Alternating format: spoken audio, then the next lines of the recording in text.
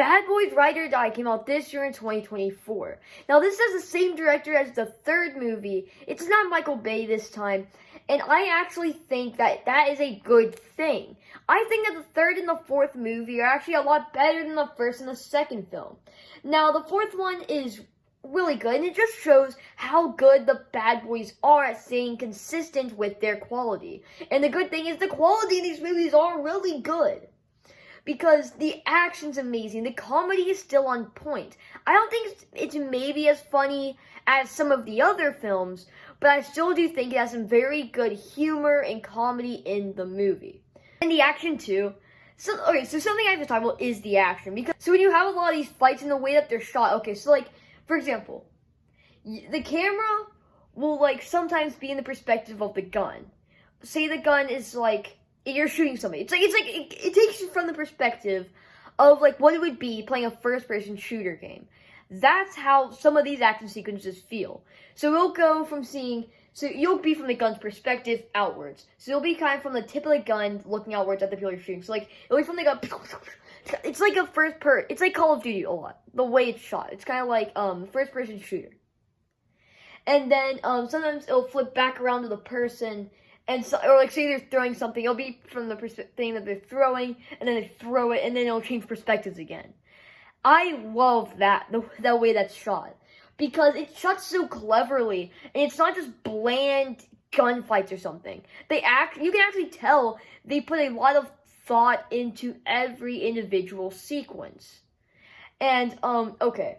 We have to talk about Reggie, man. You cannot talk about Bad Boys Ride or Die without talking about Reggie. Reggie is the MVP of this movie. He is like the best character here.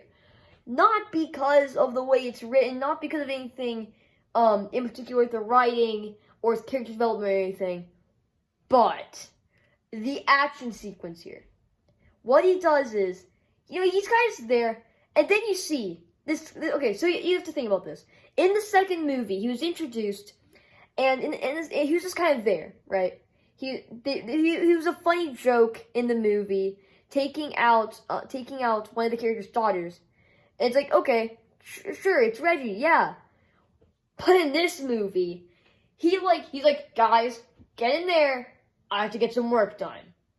And he just takes down like 16 armed soldiers in like the span of like 3 minutes. It's incredible. But yeah, the way it's shot is so, like, amazing. That whole sequence is amazing. It might be the best action sequence in a Bad Boys movie, honestly.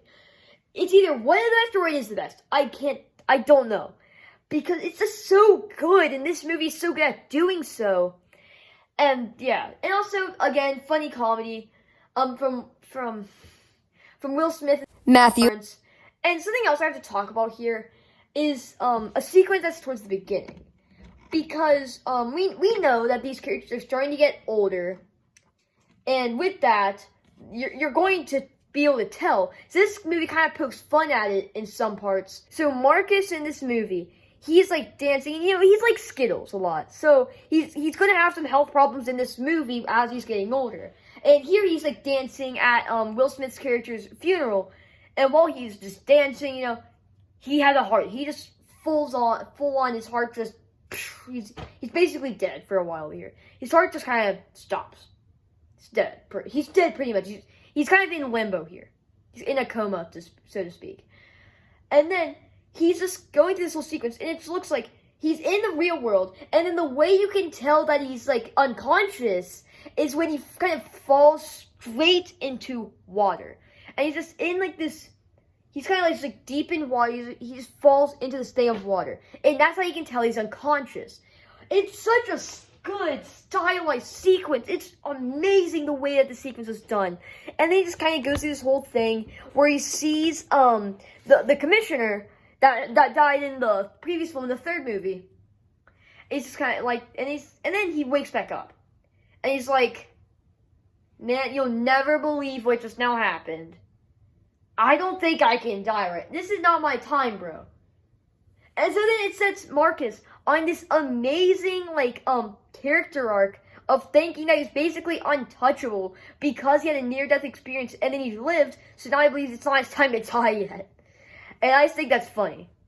that he's on another goofy character arc that makes sense for his character, and that stemmed from an extremely stylized sequence that was done very well.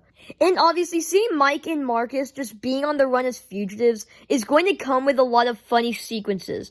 Like, for instance, they want to prove that their commissioner is innocent, he didn't have anything to do with drug cartels. So there's this group that's trying to stop them from uncovering that, the commissioner actually didn't do anything bad. Who would have thought? And then, you also have the cops going after Marcus and Mike because they think that they are, like, these bad, like, people that have, like, done a lot of bad things as fugitives and are on the run from the cops. So, mixed with the amazing action, the amazing comedy, and the amazing characters, I would definitely give this movie probably an 80%. Maybe not even that, maybe like an 86. Because this movie is absolutely amazing. So yeah, guys, if y'all enjoyed this video or any of my other content, please consider subscribing. I'll see you in the next one. Goodbye.